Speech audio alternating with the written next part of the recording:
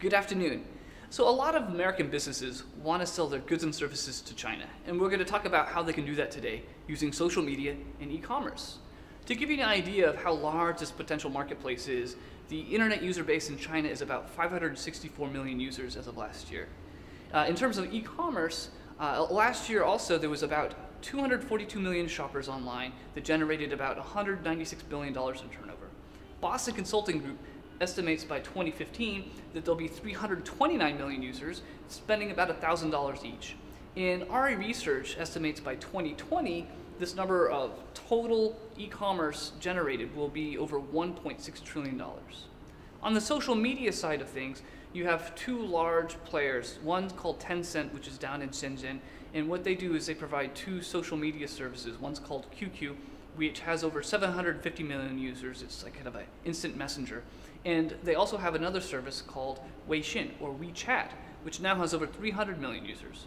The second behemoth is Sina Weibo, which has about 500 million users now, and they're essentially Twitter domestically. And today, to discuss all of these issues and all of these points, is Matt Garner. He's an expert who will discuss e-commerce and how Americans can utilize social media to push their products onto these channels. So Matt, can you tell us your thoughts on the Chinese market? Okay, there is no doubt that the Chinese market will continue to get bigger in the near future, and the Chinese market will be huge.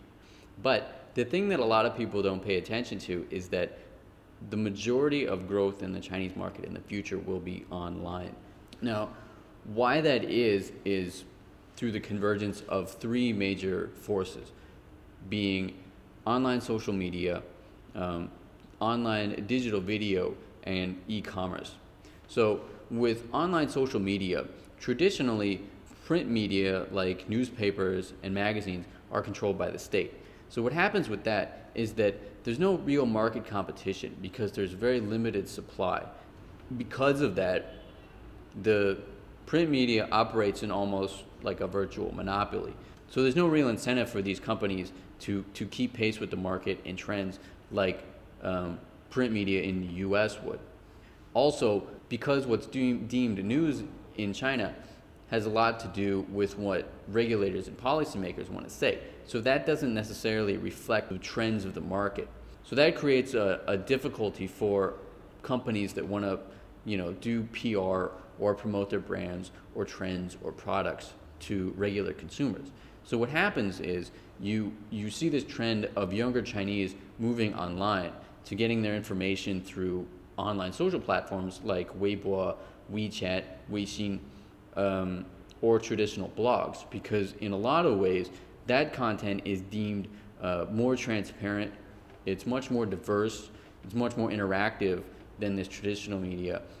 So that's similar to the changes in digital video content online, because traditional broadcasting is controlled by the state. Again, these broadcasters don't really have an incentive to create content that is attractive to people because there's no real market dynamics at work there. And so what happens is a lot of people, especially younger Chinese, have moved online to using mobile devices and online media platforms like Youku, Tudo, PBS, PP Live, a lot like YouTube in the US, because it's much more diverse, it's much more timely, it's much more focused on the end target consumer, just because there's so much more competition. And so this creates a huge potential for people who want to create content, people who want to do PR and teach people about trends, products, give them consumer knowledge. Because this online media creates a much larger window for people to get knowledge and information, it becomes much more diverse and people become more interactive with the content. So the third of that sort of trifecta is e-commerce, because online retail is one of the only platforms in China where you can sell at a national scale. That's just because, say like with traditional brick and mortar stores, if you have a store in Shanghai and you want to open a branch in Nanjing or Hangzhou, then there's potentially a completely different set of regulations for doing that. And there's all kinds of overhead, there's all kinds of relationship dynamics involved with setting up those chains, which is much different from in the US. But if you set up a store online, then you could potentially sell to consumers throughout the entire country without regard to these local regulations.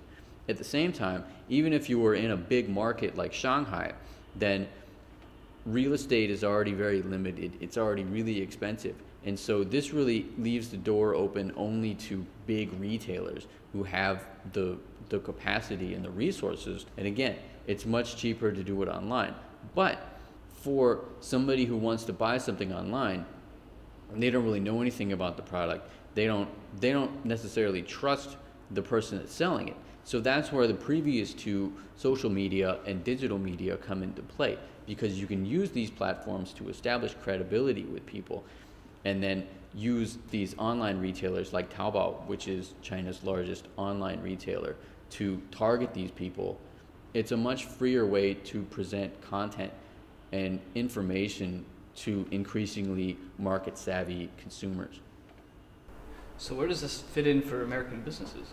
So for American businesses, what this means is there is an increasingly large middle class in China that is interested in exploring and curious about international lifestyles, international culture, especially American and Western culture like food, leisure, health and lifestyle in general.